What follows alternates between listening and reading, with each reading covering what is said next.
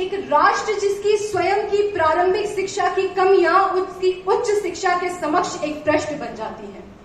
एक राष्ट्र जिसकी नई शिक्षा प्रणाली के मसौदे के अनुसार 5 करोड़ विद्यार्थियों की संख्या जोड़ने और घटाने तक में सक्षम नहीं पाई जाती, एक राष्ट्र जो विश्व स्तरीय उच्च शिक्षण संस्थान होने के बाद भी अपने ही शिक्षित छात्रों को बेहतर आय, बेहतर रोजगार नहीं दे पाता, और एक राष्ट्र जिसकी प्रतिभा बेहतर रोजगार, बेहतर जीवन के लिए विदेशों में पलायन कर जाती है।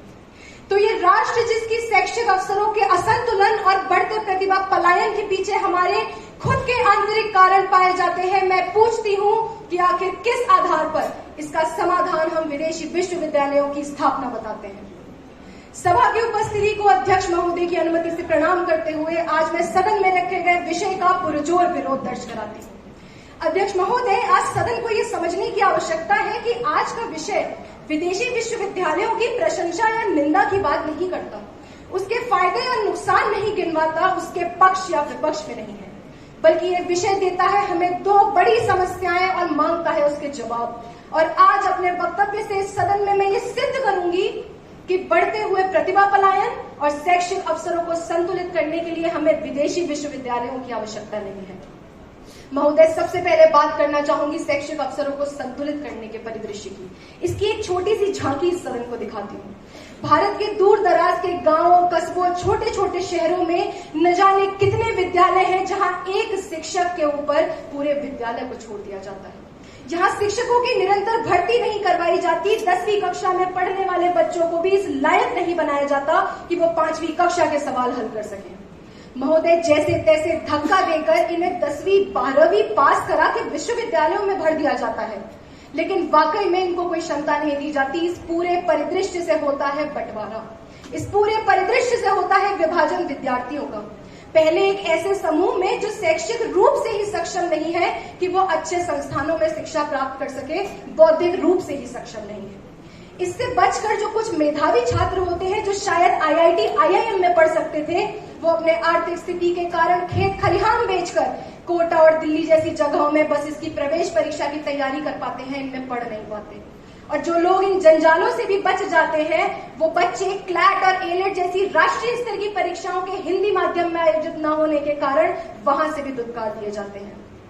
महोदय, ये पूरा परिदृश्य आगे चलकर उच्च शिक्षा संस्थानों की नींव बनता है, शैक्षिक अवसरों को संतुलित करता है। तो मैं पूछती हूँ कि आखिर विदेशी विश्वविद्यालयों की स्थापना से इनमें से किस समस्या का समाधान होता है? उत्तर है एक का भी नहीं।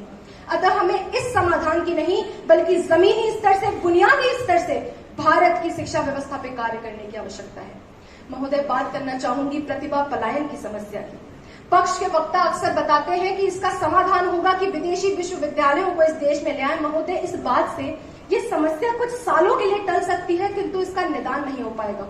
ये स्थिति बिल्कुल वैसी होगी जैसे तूफान देखकर एक शुतुरमुर्ग रेत में सर छुपा लेता है कि मुझे तूफान दिखेगा नहीं तो वो आया भी नहीं, बल्कि असल स्थिति ऐसी होती ही नहीं। भारतीय प्रौद्योगिकी संस्थान की जो मुख्य प्रवेश परीक्षा है, यानी कि IIT का JEE मेंस, वो विश्व की कठिनतम परीक्षाओं में से एक माना जाता है। इसे पास करके इन्हीं संस्थानों में पढ़ के कई भारतीय विदेशी कंपनियों के शीर्ष पर बैठे हैं। महोदय, आज हमें आवश्यकता नए विश्वविद्यालयों की नहीं बल्कि इन्हीं प्रतिभाशाली विद्यार्थियों को इसी देश में सम्मान दिए जाने की है। आवश्यकता है रामलिंगम स्वामी पुनः प्रवेश फेलोशिप की, भारतीय वैज्ञानिक फेलोशिप की और युवा अनुसंधान फेलोशिप अर्थात यंग रिसर्च फेलोशिप जैसे कदमों की, ताकि भारत के गणितज्ञों, वैज्ञानिकों और यहाँ के प्रतिभाशाली बच्चों को हम यहाँ वो मौका दे सके जिसके लिए वो विदेशों में भटकते रहते हैं।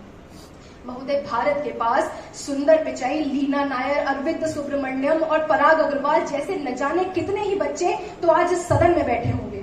आवश्यकता है भारतीय रूप में गूगल, अल्फाबेट, IBM, ट्विटर जैसे प्रतिष्ठानों की, जो इनकी प्रतिभा को यही पहचान कर इन्हें यही मान सम्मान दे सके।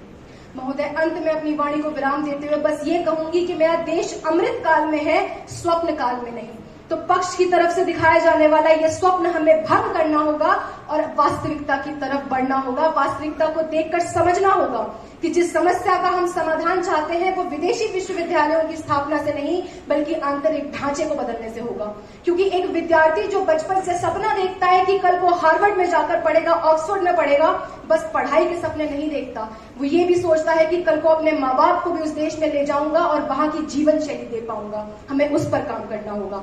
कहीं हम अंत में ये ना कहते रह जाए कि जिंदगी भर गालिब ये भूल करता रहा, जिंदगी भर गालिब ये भूल करता रहा, धूल आंखों पर थी और वो आईना साफ करता रहा।